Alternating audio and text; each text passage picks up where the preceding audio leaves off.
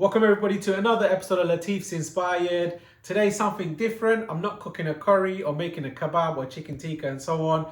This recipe is on popular demand. It's been requested highly on my channel, on my Instagram page and my Facebook page after making the video of the lamb kofta. So if you watched the video of the lamb kofta kebab, on the side I had hummus as well as the tamarind, chili and tamarind dip. I've also made the hummus. I'm going to upload it onto YouTube, as well as this tamarind and chili dipping sauce. It is very flavoursome, very simple to do, and something different than your usual chili sauces. So without further ado, I'm going to crack on, and make sure if you enjoy what you watch and you like the tips that I give you, don't forget to press the like button and hopefully put in a comment and most importantly subscribe. So let's crack on with this amazing dip. And I think to myself, what a wonderful world. Right, ladies and gentlemen, I've got an array of peppers and chilies. I'm gonna explain how I'm gonna use it. I've just chopped up some coriander. Gonna use a tomato, garlic, salt. This is the tamarind water. Basically, if you get fresh, the tamarind in this form, all you do, put it into a coffee mug or something, get boiling hot water and whack it in and give it a mixture or so on, and leave that in there until it cools down. Once it cools down, sieve it out, and then you should have this lovely tamarind water. So there you go. So this is going to be the souring agent for the dipping sauce. So let's crack on. Right, ladies and gentlemen, if you enjoy very hot and spicy, I would suggest use one of these Scotch bonnets or habanero, and if it's in season you can get Bangladeshi naga, which we would use, but sometimes the naga can be too spicy, so you can use this. This is just, you can get a mixture of chilies from the supermarket. In fact, I'll show you the packet. Here you go, ladies and gentlemen. So you can get mixed chilies. This was just in Tesco. The red ones are the spicy ones. The green ones are more like the capsicum. So you can add the green for a bit of flavouring, which I'm going to do. And I'm also going to add these chilies for a bit of flavour. This has got a slight sweetness to it, so it's very nice and spicy. And if you wish, you can add these bird's eye green chilies. Sometimes they can be too spicy, but if I'm making the green chutney, this is what I would use. So again, if you want to see me making the green chutney, put it on the comment section or come to Instagram and ask me, and hopefully I'll make you the green chutney. So I'm using these chilies. There you go, 1, 2, 3, nice and simple. And also I'm going to use some garlic, so just 3 cloves of garlic. So basically just smash this. It's easier when it's in the pestle and mortar.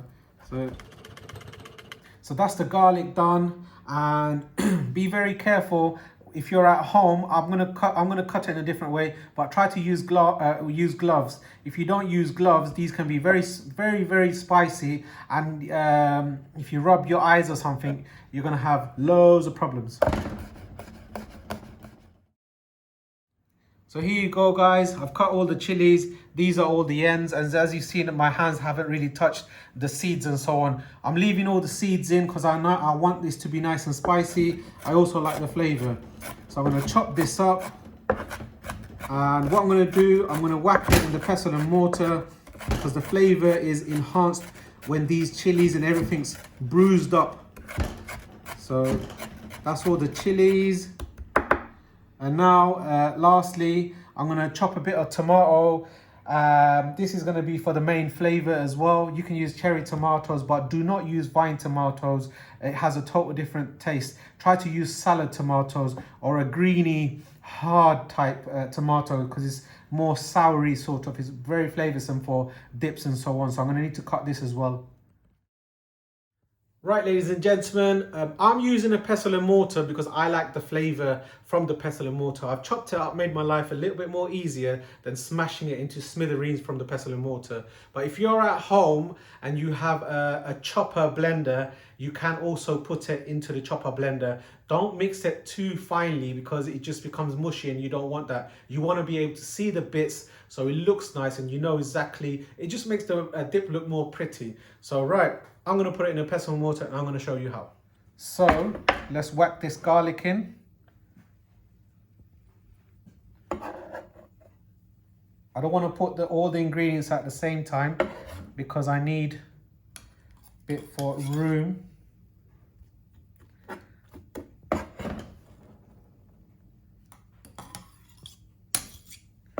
You can do it without the pestle and mortar, but you won't get this amazing flavor. When it bruises, it brings out all the juices, makes a phenomenal sort of flavor. So there you go. We're gonna smash this up, but firstly, we're gonna add some salt. So we're gonna use about half a teaspoon of salt. There you go. And what this salt is gonna do as well, just make the garlic creamy and easy to smash, and it's gonna draw out some of the liquid from all the vegetables. So here you go, you can see me, just circular motion.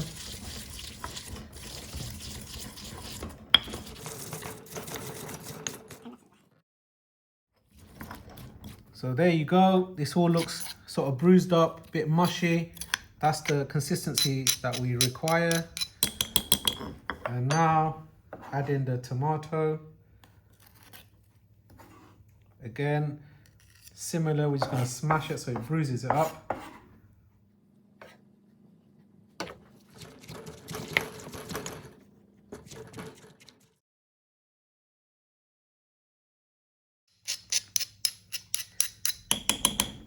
Guys, as you can see here, it's turned into a lovely little salsa, bruised up, smashed up. You can see the seeds from the chilies, the garlicky bits, and the tomatoes have come to the consistency that I wanted. So now what I'm gonna do, coriander, 1, 2, so nice big handful of coriander. And also for a bit of flavoring, I'm going to add some sugar. So this is 1 teaspoon of sugar. What the sugar does, it just brings out the flavor of the chilies, and it has, if you add the salt and the sugar, you have an amazing flavor. You mustn't leave out the sugar. So give this, we're bruising up the coriander. Right, ladies and gentlemen, this is the consistency I wanted, smashed up to a pulp-like consistency. Now, if you wish, you can just add a bit of water at this moment, at this stage, and that would be your dipping sauce. But to make it very flavorful, we're gonna be adding this phenomenal tamarind sauce. This is like it's an umami, and it's gonna bring out that sourness. And people from South Asia or the Indian continent, when you hear the word tamarind, most of us just mouth starts watering, salivating. So that's 2, 3, 4. This is absolutely gorgeous. So give it all a nice little mix. You can add a bit more or you can water it down.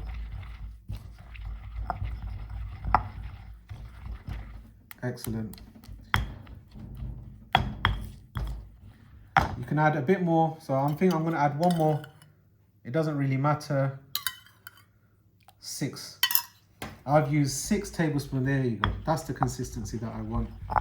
So fantastic dipping sauce or a chili sauce, but this is going to be absolutely flavoursome for you to try at home. So this is done. Now let's give it a try.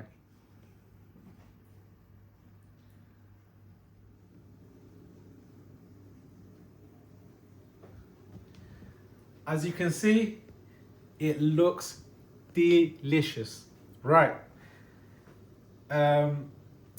You can use other ingredients into this, lime juice, lemon juice, so on, for that souring. We got the spicy from the chilies. We used a bit of sugar for the sweetness. So all of these umamis is going to bring a phenomenal dipping sauce. Now let's give this a try. My mouth is salivating.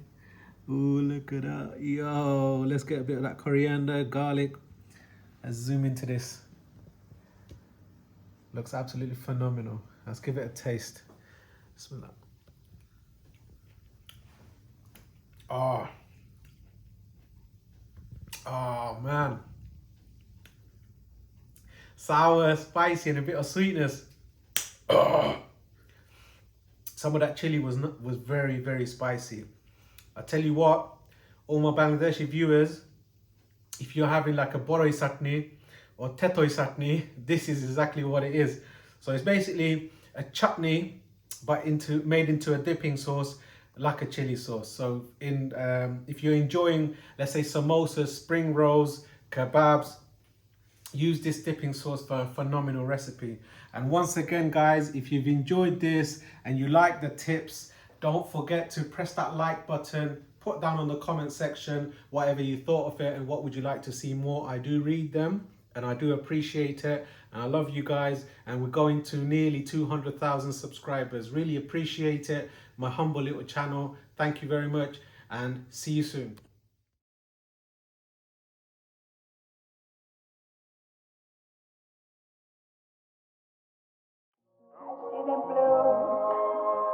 For me and you, and I think to myself, what a wonderful world.